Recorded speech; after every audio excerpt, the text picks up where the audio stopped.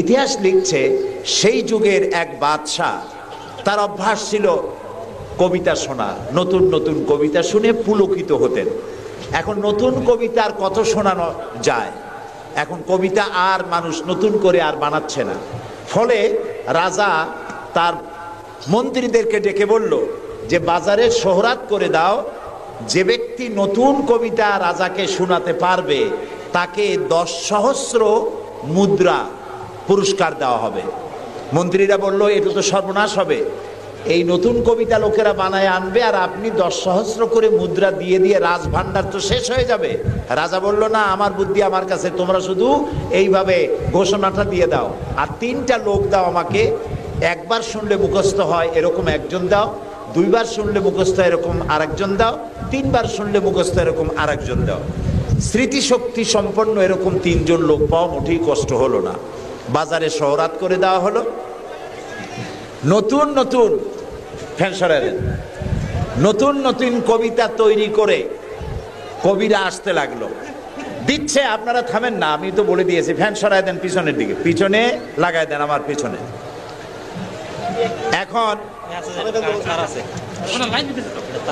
এখন কবিরা কবিতা রচনা করে নিয়ে আসছে, নতুন কবিতা শুনতেছে রাজা। কবিতা শুনে শখ মিটাইয়া রাজা বলছে এটা কি একটা নতুন কবিতা হলো কবি, এটা তো আমি জানি। কবি কয়েছেন আপনি জানবেন কি করে, তো আমি তৈরি করেছি, কত হোমওয়ার্ক করে রাত জাগা কষ্ট করে এটা তৈরি করেছি, আর আপনি বলছেন আমি জানি। বাদশা বলছে শুধু আমি না, তোমার বিশ্বাস হয় না, এই যে আমার পাশে যে সব পারিষদের লোকেরা যারা বসে আছে ওরাও জানে। কবি চ্যালেঞ্জ করলো অসম্ভব, আমি সারা রাত জেগে জেগে কষ্ট করে রুদ্ধদ্বার কক্ষে বসে বসে কবিতা রচনা করেছি, কারো জানার কথা না। তোমার বিশ্বাস হয় না? ওই যে একবার শুনলে যার মুখস্থ হয় তার বললো তুমি শোনাও তো, সে দাঁড়ায় শোনাই দিল। 2বার শুনলে যার মুখস্থ হয় তার তো 2বার শোনা হয়ে গেছে, বললো তুমি শোনাও, সেও শোনাই দিল। 3বার শুনলে যার মুখস্থ হয় তার তো 3বার শোনা হয়েছে, বললো তুমি শোনাও তো, সেও শোনাই দিল। কবি বেচারা বেকুব হয়ে হেঁটে গেল। এরকম কবিদের কাছ থেকে নতুন নতুন কবিতা শুনে শখ মেটাতে মেটাতে এক চালাক কবি অবস্থাটা বুঝে ফেলেছে। সে বুঝে এক কবিতা তৈরি করে এনেছে, এনে বলছে জাহাপানা আমি এক কবিতা এনেছি। বললো না যে নতুন কবিতা এনেছে। বাদশা বলল শোনাও। কবি কবিতা শোনালেন। তার কবিতার অর্থ ছিল এরকম যে হে রাজা, আপনার পিতা আর আমার পিতার সাথে ছিল গভীর বন্ধুত্ব। এই বন্ধুত্বের সূত্র ধরে আপনার পিতা আমার পিতার কাছ থেকে 10 সহস্র রৌপ্য মুদ্রা ধার করেছিলেন। চুক্তিপত্রে লেখা ছিল আপনার পিতা আর আমার পিতা মরে যাওয়ার পর আপনি আপনার পিতার উত্তরাধিকার সূত্রে আমার পিতার কাছে দেনা হিসাবে 10 সহস্র রৌপ্য মুদ্রা আমাকে পরিশোধ করবেন। বাদশা শুনিয়া চিন্তা করলো সর্বনাশ, আমি যদি বলি যেটা আমি জানি আর সাথের লোকেরাও জানে তাহলে তো সাক্ষী প্রমাণ হয়ে গেল, তাহলে তো 10 সহস্র মুদ্রা না রৌপ্য মুদ্রা দেওয়া লাগবে, কি সাংঘাতিক কথা। রাজা তখন বলল কবি এতদিনে নতুন একটা কবিতা তুমি আমার শোনালে, যা আমিও জানি না আমার লোকেরাও জানে না। আমি এই গল্পটি আপনাদেরকে শোনালাম এজন্যে যে সেই যুগের লোকেরা যতটা পাগল, আহাম্মক, বেকুব আমরা মনে করি, এরকম বেকুব ছিল না, আহাম্মক ছিল না। তাদের শৌর্য ছিল, তারা স্বাধীন চেতা ছিল, বীরত্বগাথা ছিল তাদের। তারা কারোর অধীনতা স্বীকার করতো না। বুদ্ধি ছিল, প্রজ্ঞা ছিল, মেধা ছিল, সব ছিল। শুধু একটি জিনিসের অভাবে তারা চুরি করত, ডাকাতি করত, জেনা করত, ব্যভিচার করত, হত্যা করত, এগুলিকে কোনো অপরাধ মনে করত না। সেই জিনিসটির নাম ছিল ওহীর জ্ঞান। সেই জিনিসটির নাম ছিল কি?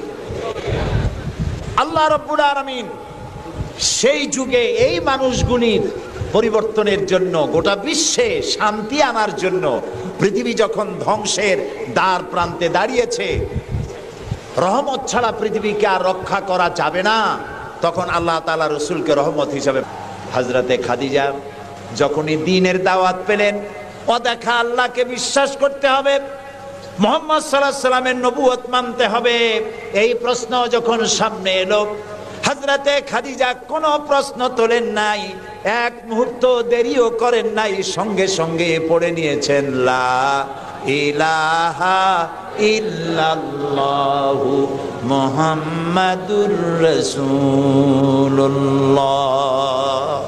হযরত খাদিজা বললেন আবুল কাসেম, তিনি মুহাম্মদ সাল্লাল্লাহু আলাইহি সাল্লামকে আবুল কাসেম বলে ডাকতেন, হে কাসেমের পিতা, হে কাসেমের পিতা। আমি ঈমান আনলাম আল্লাহর উপরে যারে কোনোদিন দেখি নাই, আমি ঈমান আনলাম আপনার প্রতি, সেই আল্লাহর আপনি প্রেরিত রাসূল নবী হিসেবে মেনে নিলাম। কারণ বিগত 15টি বছর আপনার সাথে থেকে আপনার মধ্যে যে আচরণ দেখেছি, এই আচরণ কোনো সাধারণ মানুষের হতে পারে না। আপনি অবশ্যই আল্লাহর নবী, আমার কোনো সন্দেহ নাই। রাসূলুল্লাহ যা করেছেন, চারিত্রিক বিপ্লব করেছেন, তার কৈশোর, তার যৌবন ওই জনগণের মধ্যেই হয়েছে। আল্লাহ তাআলা সিরিয়া থেকে নবী এনে মক্কায় চাপায় দেন নাই, মিশর থেকে নবী এনে মক্কার উপরে চাপায় দেন নাই।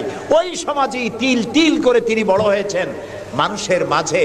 আর মানুষেরা এক পর্যায়ে মুহাম্মদ এই নামটা ভুলেই গেল, তাকে ডাকা শুরু করলো আল আমিন বলে। সুবহানাল্লাহ, এটা নবুয়ত পাওয়ার অনেক আগে তাকে ডাকতো আল আমিন।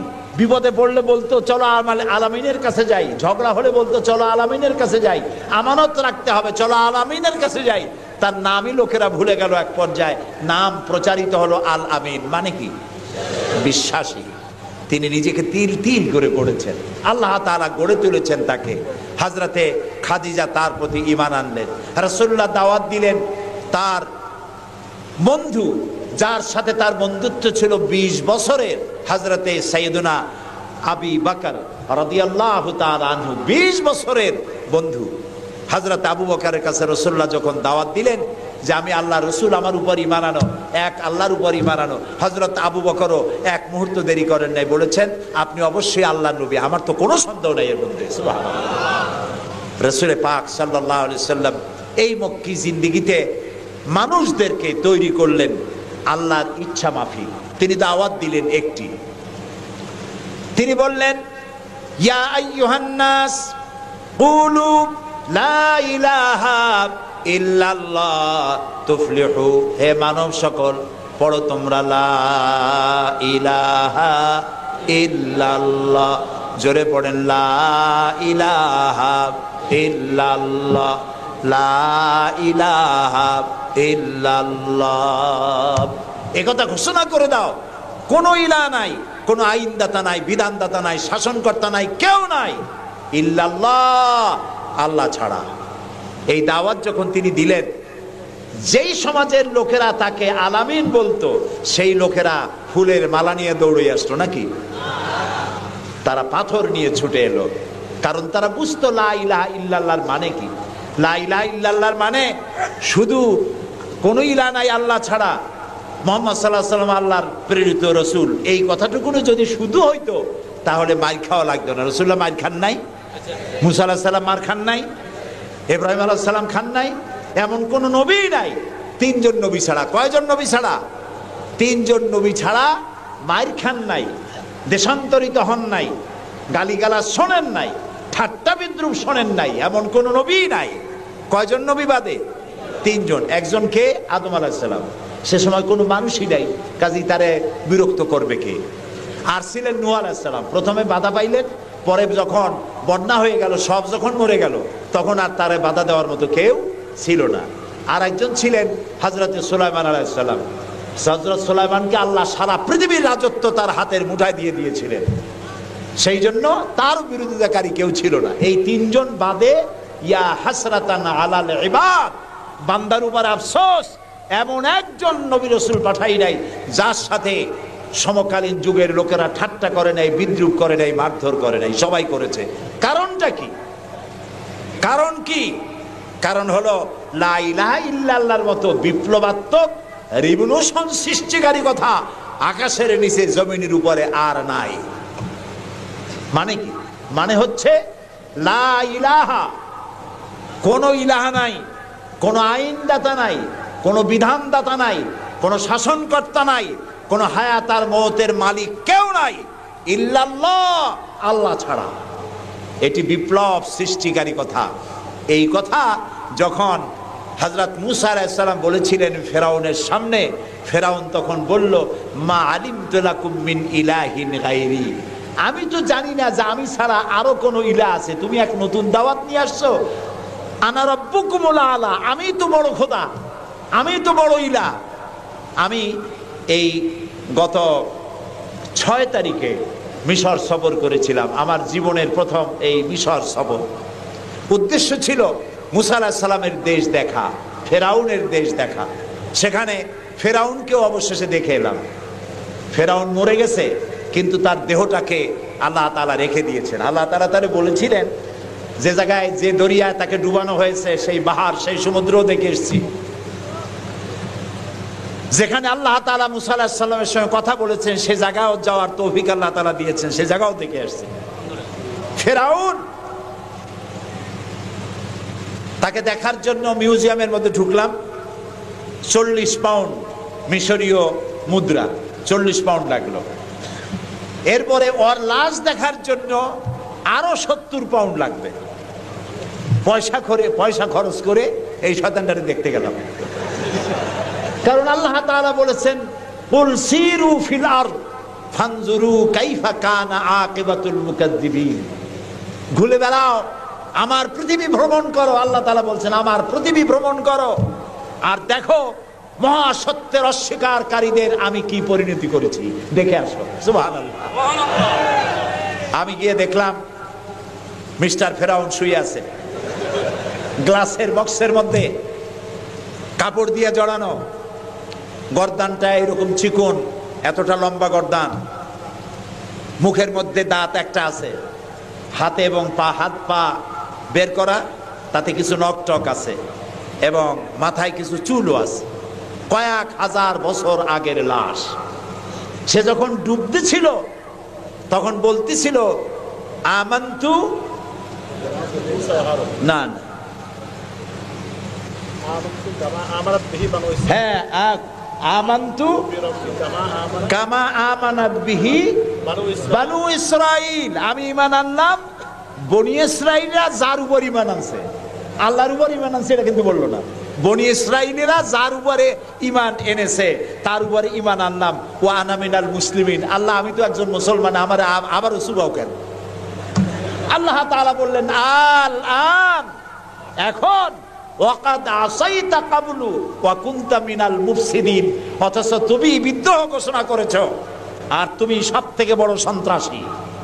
ও বলছে আনা মিনাল মুসলিমিন, ও বলছে আনা মিনাল মুসলিমিন, আমি তো মুসলমানদের একজন। আল্লাহ কয় ওয়া কুনতা মিনাল মুফসিদিন, তুই তো সন্ত্রাসী, বিপর্যয় সৃষ্টিকারী। আমি তোরে আজ শুধু মারবই না, কে বলতেছেন? আমি তোরে শুধু মারবই না, আলিয়াউমা নুনাজ্জিকা বিবাদানিক, আমি তোর দেহটাকে রক্ষা করব।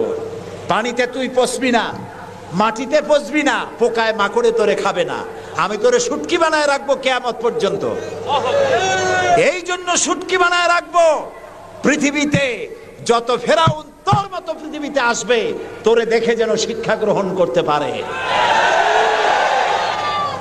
আল্লাহ তাআলা ওরে শুটকি বানায় রাখছে। তারপরে দেখলাম বহায়রা কারুন, কারুন অস্বীকার করেছিল মুসা আলাইহিস সালামকে। তার বিশাল সম্পদ, 55,000 একর জমির উপরে ছিল তার বাড়িঘর আর সম্পদ, আহরিত সম্পদ। তার সিন্ধুকের চাবিগুলি বহন করত শত শত উটে। এখন চিন্তা করেন কত সম্পদের মালিক। মুসা আলাইহিস সালাম যখন তার কাছে যাকাতের দাবি করলেন, ঈমানের দাবি করলেন, তখন মুসা আলাইহিস সালামের উপরে বহতান, তাকে লাঞ্ছিত করলো, তাকে দুর্নাম অপবাদ দিল। মুসা আলাইহিস সালাম আল্লাহর কাছে গজব চাইলেন, আল্লাহ তাআলা তারে গজব দিলেন। 55,000 একর সম্পত্তি, বাড়িঘর, আর সে নিজে শুদ্ধ মাটির নিচে আল্লাহ গরক করে দিলেন। এখন বিরাট হ্রদে পরিণত হয়ে গেছে। তার পারে যখন আমি দাঁড়ালাম দেখতে পেলাম সমুদ্রের মতো কোনো কুল কিনারা নাই, কোনো কুল কিনারা নাই। তার সম্পদ শুদ্ধ আল্লাহ তাআলা রেখেছেন।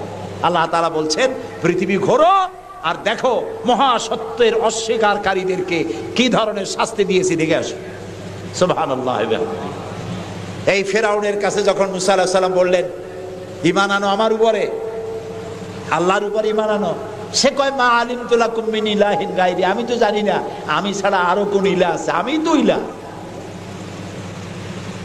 তুমি যদি আমাকে ছাড়া কাউকে ইলাহ মানো, লা আজআলান্নাকা মিনাল মাসজুনিন, আমি তোমাকে কারারুদ্ধ করে রাখবো। মুসা আলাইহিস সালাম কয় তুই কারে জেলের ভয় দেখাও? আমি তো আল্লাহর পয়গম্বর, আমি তো তোমার জেলের পরোয়া করি না। সুবহানাল্লাহি ওয়া বিহামদিহি। মুসা আলাইহিস সালামকে কে পাঠাইছে ফেরাউনের কাছে? কে পাঠাইছেন? আল্লাহ তাআলা নিজে পাঠাইছেন। আল্লাহ তাআলা বলছেন, হে মুসা, আমি তোমাকে আমার জন্য বানাইছি। সুবহানাল্লাহ। ওয়া নাখতারতুকা ফাসতামি' লিমা ইউহা। এখন শোনো আমি তোমারে কি বলি। ইযহাব ইলা ফিরআউনা ইন্নাহু তাগা। ফিরআউনের কাছে যাও, সে সীমা লঙ্ঘন করেছে, তার কাছে দ্বীনের দাওয়াত দাও। মুসা আলাইহিস সালাম বলেন, আল্লাহ আমি তো কথা বলতে কি একটু তোতলা ভাব, আমি তো কথা ভালো করে বলতে পারি না। রব্বিশরাহ লি সাদরি ওয়া ইয়াসসির লি আমরি ওয়াহলুল উকদাতাম মিন লিসানি ইয়াফকাহু কাওলি। আল্লাহ তাআলা আমার সিনাটারে খুলে দাও, আমার বক্তব্যকে স্পষ্ট করে দাও, আমি যা বলি তা যেন মানুষ বোঝে সুযোগ করে দাও। হারুন আখিসদুদ বিহি আজরি ওয়া আশরিকহু ফি আমরি, আর আমার ভাই হারুনকে আমার সহযোগী করে দাও। সুবহানাল্লাহি ওয়া বিহামদিহি। তিনি আল্লাহর দাওয়াত দিলেন। এই দাওয়াত দিতে গিয়ে হযরত মুসা আক্রান্ত হয়েছেন, ইব্রাহিম আলাইহিস সালাম আক্রান্ত হয়েছেন, নবী করিম সাল্লাল্লাহু আলাইহি ওয়াসাল্লাম আক্রান্ত হয়েছেন। আবু জাহেল, আবু লাহাব, উতবা, শাইবা, মুগীরা সবাই মিলে বলেছে আবু তালেবের কাছে মুহাম্মদ সাল্লাল্লাহু আলাইহি ওয়াসাল্লামকে বলুন যেন লা ইলাহা ইল্লাল্লাহর দাওয়াতটা না দেয়। এই দাওয়াতটা যদি না দেয়, যত বড় সুন্দরী মেয়ে উনি পছন্দ করবেন তার সাথে বিয়ে দিয়ে দেব। টাকা চাই, সোনা চাই, সব দেব। নেতৃত্ব চাই, তাও দেব। আল্লাহর নবীর কাছে এই প্রস্তাব যখন এলো, নবীজি বললেন, আমার চাচা আপনি ওদেরকে শোনায় দেন, ওদের পক্ষে যেটা দেওয়া সম্ভব সেটা তো দেওয়া দূরের কথা, যেটা দেওয়া সম্ভব নয় তাও যদি আর আমাকে দিতে পারে, আকাশের সূর্যটা এনে যদি আমার ডান হাতে উঠায় দেয়, আর আকাশের পূর্ণিমার চাঁদটা যদি আমার বাম হাতে উঠায় দেয়, এর বিনিময়ে আমি মুহাম্মদুর রাসূলুল্লাহ সাল্লাল্লাহু আলাইহি ওয়াসাল্লাম এক মুহূর্তের জন্য তাওহীদের দাওয়াতকে বন্ধ করে দেব না। নবী করিম সাল্লাল্লাহু আলাইহি ওয়াসাল্লাম মক্কি জিন্দেগিতে মানুষের কাছে কালেমার দাওয়াত পৌঁছালেন। আর মূল লক্ষ্য হচ্ছে পৃথিবী কার? বলেন, পৃথিবী কার? আইন চলবে কার? আল্লাহর। সেই আইন প্রতিষ্ঠা করার জন্য একা একা করা যাবে না, একটা জনগোষ্ঠী তৈরি করা দরকার, একটা দক্ষ জনশক্তি তৈরি করা দরকার, যারা দেশ পরিচালনায় যোগ্য। এরকম লোক রাসূলুল্লাহ মক্কির জীবনে 13 বছরে দক্ষ একটা জনগোষ্ঠী তৈরি করে ফেললেন। সুবহানাল্লাহ। দেখছেন দক্ষ কারে কয়? আবু বকর, ওমর, ওসমান, আলী, খাব্বাব, খুবাইব, আমের, তালহা, জুবাইর, আবু উবাইদা ইবনুল জাররাহ রিদওয়ানুল্লাহ তাআলা আলাইহিম আজমাইন। এই সব লোক তৈরি হয়ে গেল। সুবহানাল্লাহ। এই সব লোক তৈরি হয়ে যাওয়ার পর যে উদ্দেশ্যে রাসূলকে পাঠানো হয়েছিল সেই উদ্দেশ্য এখন কার্যকরী হচ্ছে। আমরা তো উল্টোপাল্টা কাম করি। 12ই রবিউল আউয়াল আসলেই পতাকা দিয়ে রাজধানী সাজাই। 12ই রবিউল আউয়াল আসলেই বিরাট একটা মিছিল, কোন একজন লোককে সামনে রাখা, তারপর একটা মিছিল শুরু হয়ে গেল। তোমপে লাখো সালাম। কতগুলা পতাকা নিয়ে লাখো সালাম দিলাম, হাজার হাজার গাড়ি নিলাম, লোকজন নিলাম। এরপরে এক জায়গায় বসে নবী সালাম আলাইকা, ইয়া রাসূল সালাম আলাইকা, গরম গরম জিলাপি। রবিউল আউয়াল শেষ, রাসূলুল্লাহর মহব্বতও শেষ। বিশ্বাস করুন, এই সমস্ত জিনিস দিয়ে মূল টার্গেট থেকে মুসলমানদেরকে সরিয়ে দেওয়া হচ্ছে।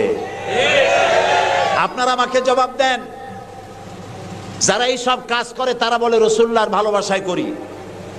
আপনি কি পারবেন রাসূলুল্লাহর লাখো সাহাবীদের মধ্যে একজন সাহাবীও রাসূলুল্লাহকে যে ভালোবাসা দিয়েছেন, পৃথিবীর সব মুসলমান একত্রিত হয়ে অতটা ভালোবাসা কেউ কি দিতে পারবে?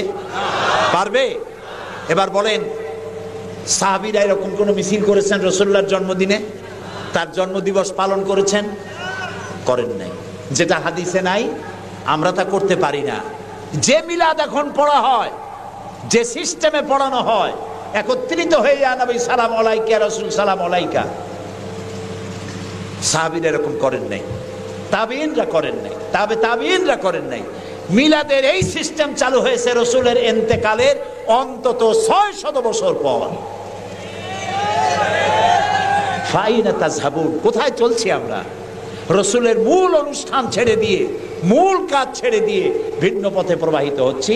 আমাদেরকে বিভিন্ন শব্দের মার প্যাচে সিরাতুন নবী করব না মিলাদুন নবী করব, মিলাদ পড়বো তো দাঁড়ায় পড়বো না বসে পড়বো, এই সমস্ত চক্করের মধ্যে ভালাই দিয়া টার্গেটের যাওয়ার পথের থেকে আমাদেরকে বাধাগ্রস্ত করা হচ্ছে।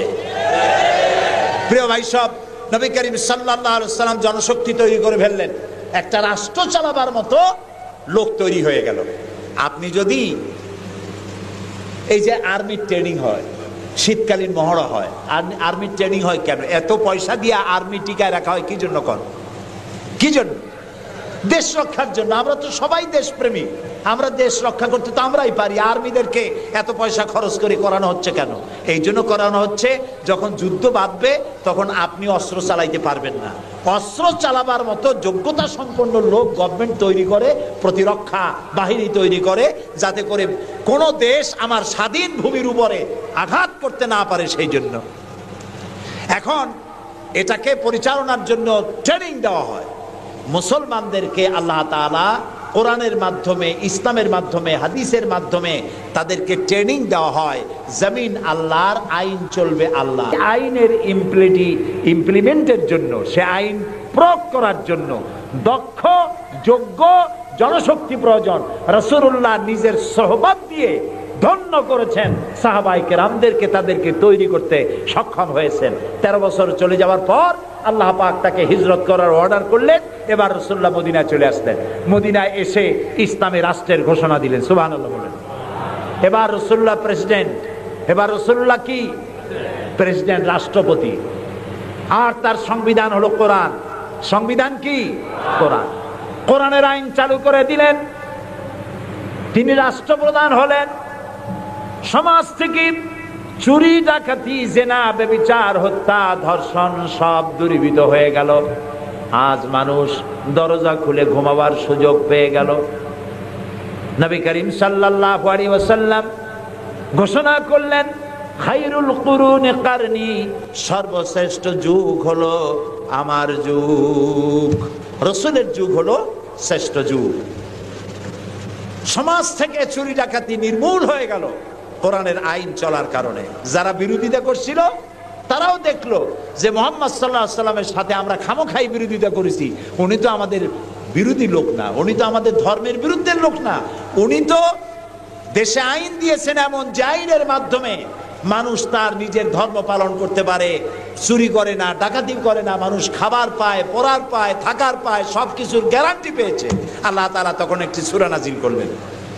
আল্লাহ তাআলা সূরা নাসর নাজিল করলেন, ইযা জাআ নাসরুল্লাহি ওয়াল ফাত ওয়া রাআইতান নাসা ইয়াদখুলুনা ফি দীনিল্লাহি আফওয়াজা। আল্লাহ তাআলা বলেন, যখন আল্লাহর পক্ষ থেকে বিজয় আসবে, আল্লাহর সাহায্য যখন আসবে, তখন দেখতে পাবে দলে দলে লোকেরা ইসলামে প্রবেশ করছে। রাসূলুল্লাহর ইন্তেকালের সময় দেখা গেল আশেপাশে যত গোত্রে ছিল, এলাকা ছিল, সব পড়ে ফেলেছে লা ইলাহা ইল্লাল্লাহু মুহাম্মাদুর রাসূলুল্লাহ। কাফের বলতে আর কেউ ছিল না। শান্তি পেল, নিরাপত্তা পেল। ইসলাম শান্তি এবং নিরাপত্তা। এই শান্তি এবং নিরাপত্তার পথে মানুষ যাতে আর না আসতে পারে, সেই জন্য আজকের পৃথিবীর বৃহৎ শক্তি লেগেছে ইসলামকে ধ্বংস করার জন্য। আজ আমাদেরকে বলা হচ্ছে সন্ত্রাসী, মুসলমানদেরকে বলা হচ্ছে সন্ত্রাসী আর মৌলবাদ। আপনারা বলেন বাংলাদেশের মতো এত শান্তি আর কোথায় আছে বলেন? এই যে পয়লা বৈশাখ গেল, পয়লা বৈশাখী আনন্দ উদযাপন করার জন্য ঢাকা শহরে যা মানুষ নামলো, ইতিহাসে নাকি এত মানুষ কোনোদিন নামে নাই। পেটে বাচ্চা, কোলে বাচ্চা, ঘাড়ে বাচ্চা, এগুলো নিয়ে রাত 12টা 1টা পর্যন্ত রাস্তায় রাস্তায় হিন্দু মুসলমান দৌড়দৌড়ি করেছে। কোনো অশান্তি ছিল? এই প্রথমবারের মতো বাংলাদেশে গত 30 বছরের মধ্যে গত রমজানে রোজার পূজা একসাথে আসলো, ঠিক না? হিন্দুরা তাদের দুর্গা পূজা করতে পারছে? বলেন না পারছে কিনা? মুসলমানেরা রোজাও রাখতে পারছে, ওরা পূজাও করতে পেরেছে, ঠিক না ভাই? এবার বলেন,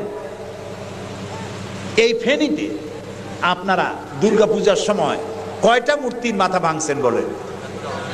ভাঙছেন? মন্দির ভেঙেছেন? কোন হিন্দু পিটাইয়া ভারতে পাঠাই দিয়েছেন? বাংলাদেশে সাম্প্রদায়িক সম্প্রীতি সব থেকে বেশি ভালো, আলহামদুলিল্লাহ। কিন্তু আমাদের দেশের চিহ্নিত একটি মহল দেশে বিদেশে অনবরত বাংলাদেশের বিরুদ্ধে বলে বেড়াচ্ছে এখানে সাম্প্রদায়িক সম্প্রীতি নাই, এখানে নাকি হিন্দুরা নিরাপত্তা বোধ করছে না। আল্লাহ তাআলা বলছেন, ওয়ামা আরসালনাকা ইল্লা রাহমাতাল লিল আলামিন। নবী হে, আমি আপনাকে আমার গোটা বিশ্বের জন্য, গোটা সৃষ্টি জগতের জন্য আমি আপনাকে আমার করুণার মূর্ত প্রতীক করে পাঠালাম। সৃষ্টি জগতের জন্য আপনি আমার রহমত। সুবহানাল্লাহ। বর্তমান যে মাসটা চলছে, এই মাসটির নাম আরবি মাস মাহে রবিউল আউয়াল। এই মাসেই আল্লাহ তাআলা পাঠিয়েছিলেন বিশ্বনবী মুহাম্মদুর রাসূলুল্লাহ সাল্লাল্লাহু আলাইহি ওয়াসাল্লামকে পৃথিবীর মানবতার কল্যাণের জন্য। তাকে এই পৃথিবীতে আল্লাহ তাআলা পাঠিয়েছিলেন। আল্লাহ তাআলা কোরআনে কারীমের মধ্যে বলছেন, সূরা আন-নাহল, আল্লাহ তাআলা বলছেন, وعلى الله قصد السبيل ومنها جائر ولو شاء لهداكم أجمعين وعلى الله قصد السبيل। আর সোজা রাস্তা বলে দেওয়ার দায়িত্ব আমি আল্লাহর। সুবহানাল্লাহ বলেন। সোজা রাস্তা বলে দেওয়ার দায়িত্ব কার?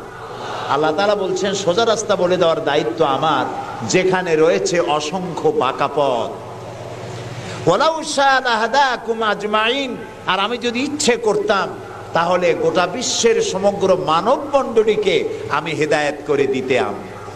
এখানে প্রশ্ন ওঠে, তাহলে তিনি হেদায়েত করলেন না কেন? এই যে পৃথিবীতে নানামুখী মানুষ, কেউ আল্লাহ মানে, কেউ মানে না, কেউ নামাজ পড়ে, কেউ পড়ে না, কেউ মদ খায়, জেনা করে, এই যে নানামুখী নানা চরিত্রের মানুষ, আল্লাহ বলছেন আমি হেদায়েত ইচ্ছে করলে সবাইকে করে দিতে পারতাম, তাহলে তিনি করলেন না কেন? এর কারণ হচ্ছে আল্লাহ তাআলা মানুষকে করেছেন সব থেকে শ্রেষ্ঠ সৃষ্টি। সৃষ্টির সেরা কারা? জোরে বলেন। আচ্ছা, সৃষ্টির সেরাই মানুষ হলো কি করে? মানুষ কি পাখির মতো উঠতে পারে? মানুষ কি চিতাবাঘের মতো দৌড়াতে পারে? মানুষ কি মাছের মতো সাঁতরাতে পারে? মানুষ কি বাঘের মতো ক্ষিপ্রতা, সিংহের মতো হিংস্রতা, সাপের মতো ক্রুদ্ধতা এগুলি মানুষের মধ্যে কি আছে? নাই। তাহলে মানুষ সৃষ্টির সেরা হলো কিভাবে বলতে পারেন? সৃষ্টির সেরা হয়েছে তার জ্ঞানের কারণে। আল্লাহ তাআলা চাঁদ সূর্যকে যেভাবে বাধ্য করেছেন তার হুকুম মানার জন্য, আমাদেরকে আল্লাহ তাআলা এভাবে হুকুম মানতে বাধ্য করেন নাই। কোরআন শরীফে আল্লাহ তাআলা বলেছেন, ওয়ালাকাদ কাররামনা বানি আদম।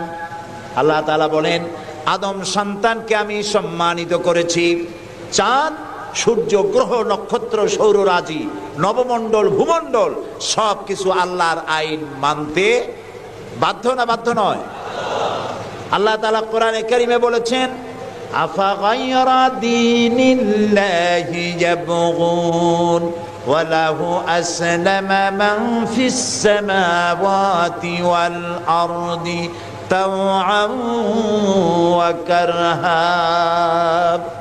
আফাগায়রা দীনিল্লাহি ইয়াবগুন, তোমরা কি আল্লাহর দেওয়া জীবন ব্যবস্থাকে ছেড়ে দিয়ে অন্যের তৈরি করা মতবাদ গ্রহণ করতে চাও? ওয়ালাহু আসলামা মান ফিস সামাওয়াতি ওয়াল, অথচ আকাশে যা আছে, জমিনে যা আছে সব কিছু তার আনুগত্যের মস্তককে আমার সামনে নত করে দিয়েছে। সুবহানাল্লাহ। চাঁদ এবং সূর্য, সূর্যের কোনো ক্ষমতা নাই। রাত এখন বাংলাদেশে 8:40, রাত। সূর্যের কোনো ক্ষমতা নাই এখন বাংলাদেশে সে উদিত হয়। রাতের অধিকারকে সূর্য ক্ষুণ্ণ করতে পারে না, সূর্যের অধিকারকে চন্দ্র ক্ষুণ্ণ করতে পারে না।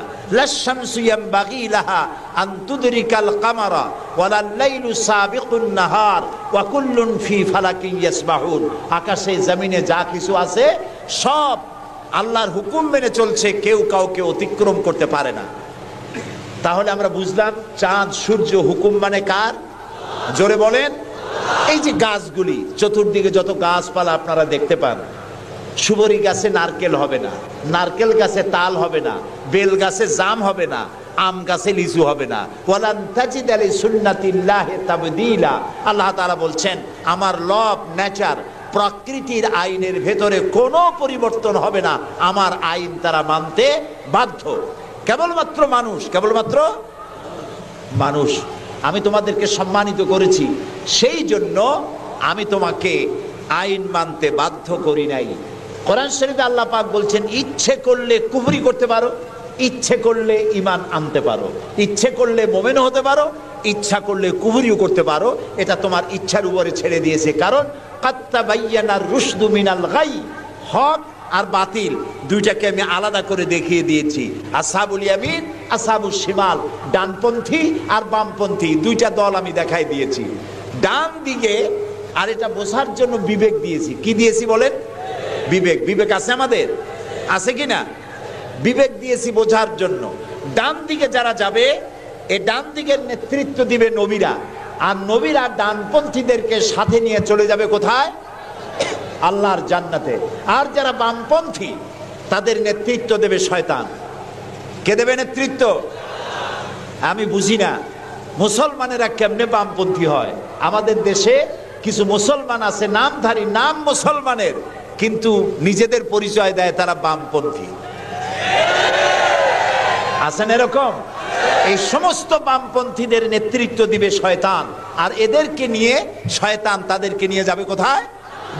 আল্লাহ তাআলা বলছেন কাদ তাবায়্যানার রুশদু মিনাল গাই, হক এবং বাতিলকে আলাদা করে আমি ভাগ করে দুটি পথকে দেখিয়ে দিয়েছি। এখন তোমার ইচ্ছা আমার উপর ঈমান আনতেও পারো, আর যদি ইচ্ছা হয় আমার সাথে কুফরিও করতে পারো। যেহেতু তুমি গাছ না, সূর্য না, চন্দ্র না, তুমি মানুষ, আমি তোমাকে সম্মান দিয়েছি, সেজন্য তোমার এখতিয়ারে ছেড়ে দিয়েছি আর বিবেকও দিয়েছি।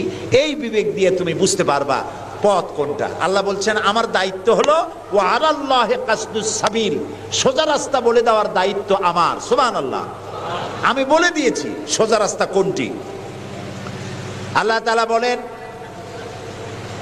সূরা ইব্রাহিমের মধ্যে আলিফ লাম রা কিতাবুন আনজালনাহু ইলাইকা লিতুখরিজান নাসা মিনাজ-জুলুমাতি ইলান নূর। আল্লাহ তাআলা বলেন হে নবী, আমি আপনার উপর একখানা কিতাব অবতীর্ণ করলাম। এটা একটি কিতাব নাজিল করলাম এই জন্য লিতুখরিজান নাসা মিনাজ-জুলুমাতি ইলান নূর, যাতে করে আপনি মানব মণ্ডলীকে অন্ধকার সমূহ থেকে আলোর দিকে নিয়ে আসতে পারেন। লক্ষ্য করুন কথা আল্লাহর, আমি কার কথা শোনাচ্ছি? অন্ধকার সমূহ থেকে আলোর দিকে নিয়ে আসতে পারেন। ওলামারা যারা আলেম তারা বুঝবেন, কোরআন শরীফে আল্লাহ তাআলা অন্ধকারের কথা যত জায়গায় বলেছেন বহু বচনে বলেছেন, এক বচনে বলেন নাই। আর আলোর কথা যখন বলেছেন তখন এক বচনে বলেছেন, বহু বচনে বলেন নাই। নূরের বহু বচন হলো আনোয়ার, এই শব্দটি কোরআন শরীফের মধ্যে নাই। আল্লাহ এখানে কি বলছেন? আমি আপনার উপরে কিতাব অবতীর্ণ করলাম এই জন্য যাতে করে আপনি মানব মণ্ডলীকে অন্ধকার সমূহ থেকে আলোর দিকে আনতে পারেন। অন্ধকার সমূহ কি? অন্ধকার সমূহ হচ্ছে মানব রচিত যত মতবাদ, এ সবগুলো কি বলেন সবাই? অন্ধকার। আর ইসলাম হলো আলো। অন্ধকারের অনেক রূপ হয়, আলোর রূপ হয় মাত্র, বলেন কয়টা হয়? দেখুন, অঙ্ক যেদিন পরীক্ষা হয়, ম্যাট্রিক হোক আর দাখিল পরীক্ষা হোক, অঙ্কের যে পরীক্ষাটা যেদিন হয় সেদিন অঙ্ক পরীক্ষা দিতে গিয়ে যাদের অঙ্ক ভুল হয় তাদের ফলাফল একরকম হয় না বহু রকম হয়? ভুলের ভুল যা হয় কয় রকম হয়, আর অঙ্ক যাদের রাইট হয় তাদের কয় রকম হয়, একরকম। তাহলে এর দ্বারা কি বোঝা যায়, সত্যের রূপ একটা আর ভুলের রূপ অনেকগুলো। এই জন্য আলোর রূপ একটা, অন্ধকারের রূপ অনেক।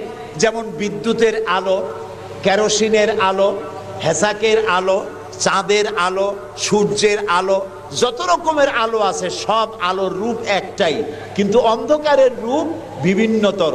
শবে কাজেবের এক রকমের অন্ধকার, অমাবস্যার আর এক রকমের অন্ধকার, রাতের আধারের আর এক রকম অন্ধকার, মেঘাচ্ছন্ন হওয়ার আর এক রকম অন্ধকার, কুয়াশাচ্ছন্ন হওয়ার আর এক রকম অন্ধকার, দরজা জানালা ভেন্টিলেটর সব বন্ধ করে দেওয়ার আর এক রকমের অন্ধকার।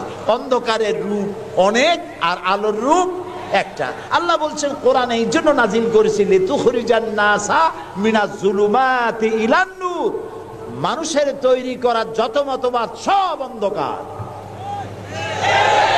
আর ইসলাম হচ্ছে আলো। আল ইসলাম নূর, ইসলাম হচ্ছে আলো। আলোর রূপ একটা। আলোর রূপ কয়টা? আল্লাহ তাআলা বলছেন ওয়া আলাল্লাহি কাসদুস সাবিল, আমি সোজা রাস্তা বলে দেব, যেখানে আছে অসংখ্য বাঁকা পথ, সেই সোজা রাস্তার নাম কি বলতে পারবেন? মাশাআল্লাহ, আপনারা সবাই বলতে পেরেছেন। সেই ইসলাম, সেই পথের নাম ইসলাম।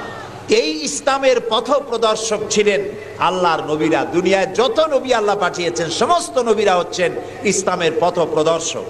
কিন্তু বইপত্রে অনেক সময় একটা কথা ভুল লেখে, তারা লেখে মুহাম্মদ সাল্লাল্লাহু আলাইহি ওয়াসাল্লাম ইসলাম ধর্মের প্রবর্তক। এটি একটি ভুল কথা।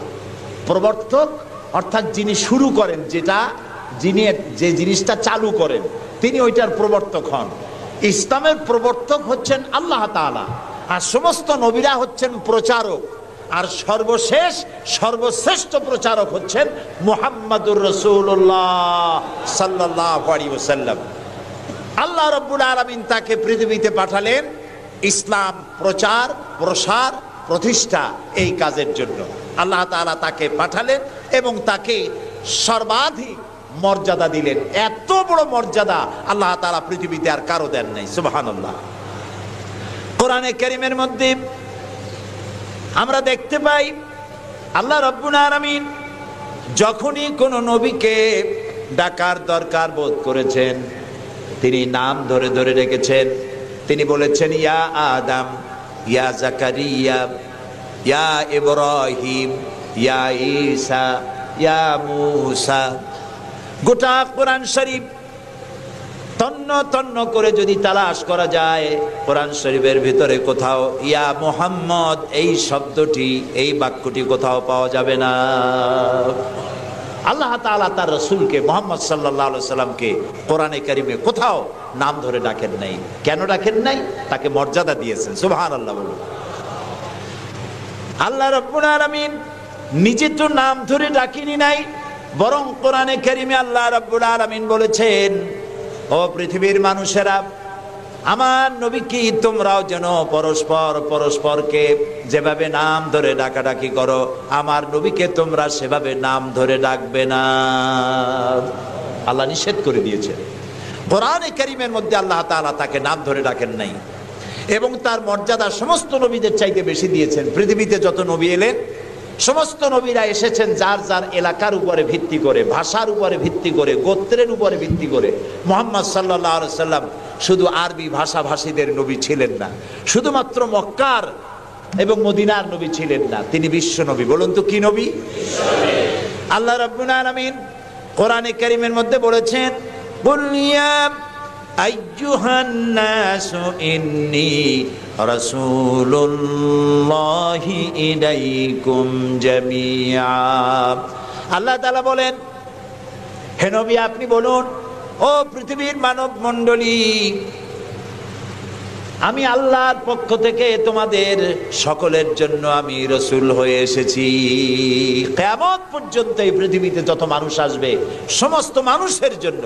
রাসূল বলেছেন শুধু মানুষের জেন নয়, আল্লাহর সমস্ত সৃষ্টি জগতের জন্য আল্লাহ তাআলা আমাকে রাসূল করে পাঠিয়েছেন। সুবহানাল্লাহ। নবী করিম সাল্লাল্লাহু আলাইহি সাল্লাম পৃথিবীতে এলেন এবং আল্লাহ তাআলা তাকে এই সম্মান দিয়ে, মর্যাদা দিয়ে পৃথিবীতে কেন পাঠালেন? সূরা ফাতহার মধ্যে আল্লাহ তাআলা বলছেন হুয়াল্লাযী أرسل رسوله بالهدى ودين الحق ليظهره على الدين كله وكفى بالله شهيدا আল্লাহ তাআলা বলেন যে তিনি আল্লাহ যিনি তার রাসূলকে দ্বীনে হক আর সত্যের বিধান সহকারে পৃথিবীতে পাঠিয়েছেন। কেন?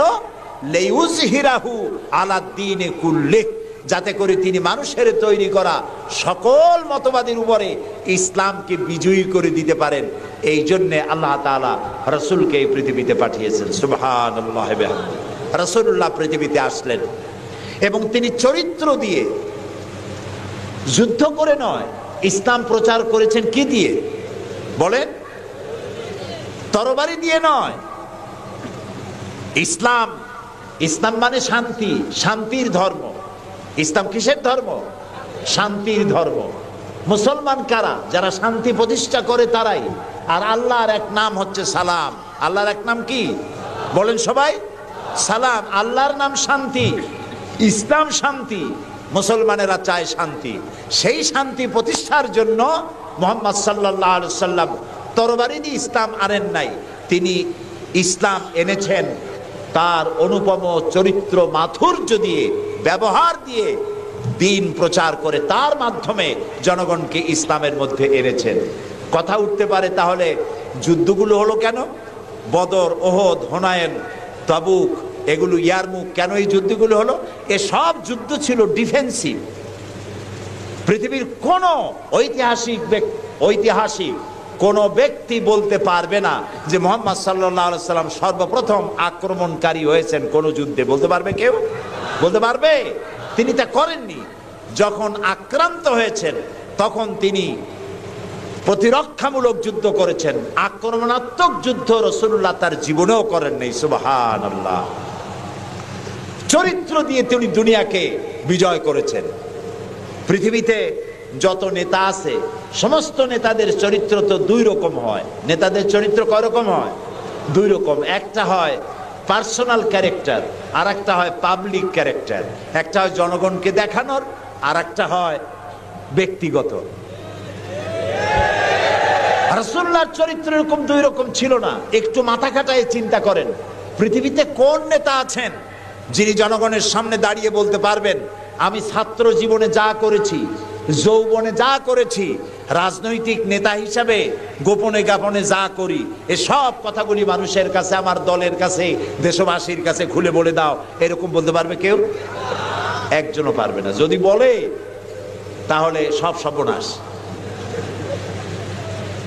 এই পৃথিবীতে একমাত্র নেতা জনাবে মুহাম্মদুর রাসূলুল্লাহ সাল্লাল্লাহু আলাইহি ওয়াসাল্লাম।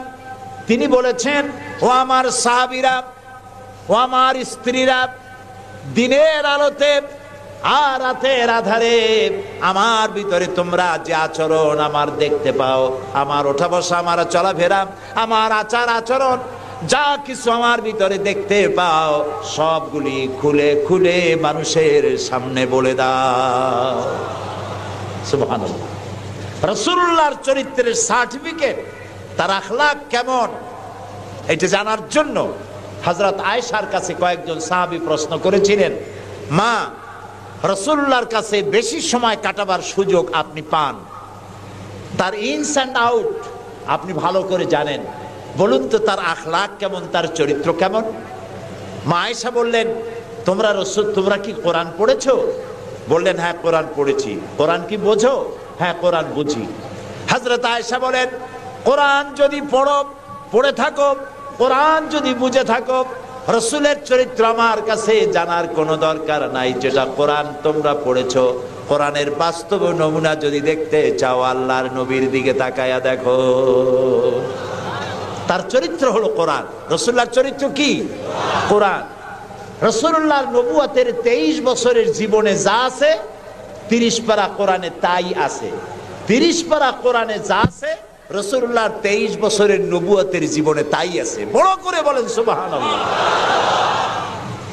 এই ছিল রাসূলের জীবন। তার চরিত্র সম্পর্কে আল্লাহ তাআলা বলছেন, ওয়া ইন্নাকা লাআলা খুলুকিন আযীম। হে নবী, আপনি উন্নত চরিত্রের উপরে প্রতিষ্ঠিত। আল্লাহ বলতেছেন। কে বলতেছেন? আল্লাহ বলতেছেন আপনি উন্নত চরিত্রের উপরে প্রতিষ্ঠিত। সুবহানাল্লাহ।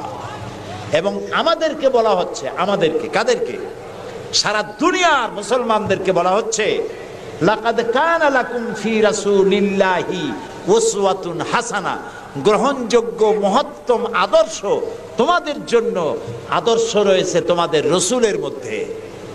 আমরা উল্টা কাজ করি। আমরা ইসলামরে চিনি পীর সাহেবরে দিয়া, মৌলানা সাহেবরে দিয়া, হুজুররে দিয়া ইসলাম বুঝতে চেষ্টা করি। এটা উল্টা কাম। আসলে ইসলাম দিয়া, কোরআন দিয়া, হাদিস দিয়া পীর সাহেবকে যাচাই করা উচিত, কোরআন হাদিস মতো উনি আছেন কিনা।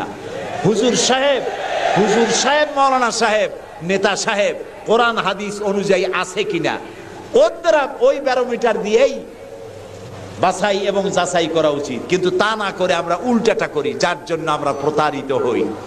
এই জন্য রাসূল হচ্ছেন আমাদের নেতা হিসাবে শ্রেষ্ঠ নেতা। তার থেকে বড় নেতা আকাশের নিচে জমিনের উপরে কেউ নাই। তাকেই গ্রহণ করতে হবে। দেখুন, চরিত্রের উন্নত সার্টিফিকেট দিতে পারে একজন পুরুষের জন্য। কে দিতে পারে? তার স্ত্রী। সব থেকে কে পারে? স্ত্রী বলতে পারে এই পুরুষটি কেমন। আর একজন স্ত্রী তার স্বামীর জন্য সব করতে পারে, জীবনটাও বিলাই দিতে পারে, কিন্তু সহজে স্বামীর বিশ্বাস যেটা সেটার উপরে ঈমান আনা এটি সহজ কথা নয়।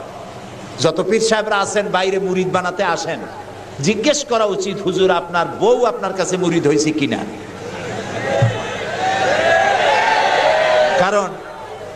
কারণ বউ জানে। বাইরে এসে যতই হুজুর অনেক কিছু নামের আগে মেজবাউল আরিফিন, সিরাজুস সালিকিন, তারপরে কি কুতুবে রব্বানি, গাউসে সামদানি,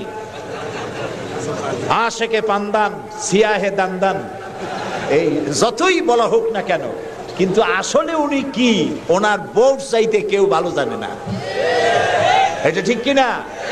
বউ ঈমান আনছে কিনা, মুরিদ হইছে কিনা, ওইটা দেখা দরকার। ড্রাইভারকে জিজ্ঞেস করা দরকার আপনার হুজুর কেমন, ড্রাইভার বলতে পারবে। ওনার সাথে খাদেমদেরকে একান্তে জিজ্ঞেস করা দরকার হুজুর কেমন, ওনারা বলতে পারবেন। দেখুন, এই পৃথিবীতে নবী করিম সাল্লাল্লাহু আলাইহি সাল্লাম যখন ওহী পেলেন, দ্বিতীয় ওহী ছিল ওয়ানজির আশিরাতাকাল আকরাবিন, নিকটবর্তী লোকদেরকে বা দ্বীনের দাওয়াত দেন। এই সর্বপ্রথম দাওয়াতের জন্য আল্লাহ তাআলা বললেন, আল্লাহর প্রতি, জাহান্নামের প্রতি ভয় দেখান, সতর্ক করুন মানুষদেরকে। সর্বপ্রথম তিনি মনে করলেন নিকটবর্তীদেরকে দাওয়াত দিতে আল্লাহ বলেছেন আগে। তামার নিকটবর্তী খাদিজার চাইতে তো কেউ নাই। খাদিজার কাছে গিয়েই রাসূলুল্লাহ দাওয়াত দিলেন। দাওয়াতটা কি বললেন? খাদিজা, এই যে চোখে দেখা লাত, মানাত, উজ্জা, হুবাল, এর একটাও খোদা না, এগুলো বেহুদা। এগুলা কিছু বানাইতে পারে না, কেউ সাহায্য করতে পারে না, এমনকি নিজেকেও বিপদ থেকে রক্ষা করার কোনো শক্তি ওদের নাই। এক অদেখা আল্লাহ আছেন, যিনি ছাড়া কোনো ইলাহ নাই। তোমাকে আমাকে তিনিই সৃষ্টি করেছেন, তাকে আল্লাহ হিসাবে মানো, যারা দেখা যায় না। আর আমি সেই আল্লাহর শেষ নবী, আমাকে নবী হিসাবে মানো। কত বড় কঠিন কথা, কত বড় কঠিন কথা। প্রিয় ভাই সব, পর্দার আড়ালের মা বোনেরা লক্ষ্য করুন, হযরতে খাদিজাতুল কুবরা রাদিয়াল্লাহু তাআলা আনহা 40 বছরের বয়সের সময় মুহাম্মদ সাল্লাল্লাহু আলাইহি সাল্লামকে বিয়ে করেছিলেন। তখন তার বয়স 25 বছর। আর আজ 40 বছর বয়সে নবীজি নবুয়ত পেয়েছেন। 15টি বছর সময় পেয়েছেন রাসূলকে কাছে থেকে দেখার।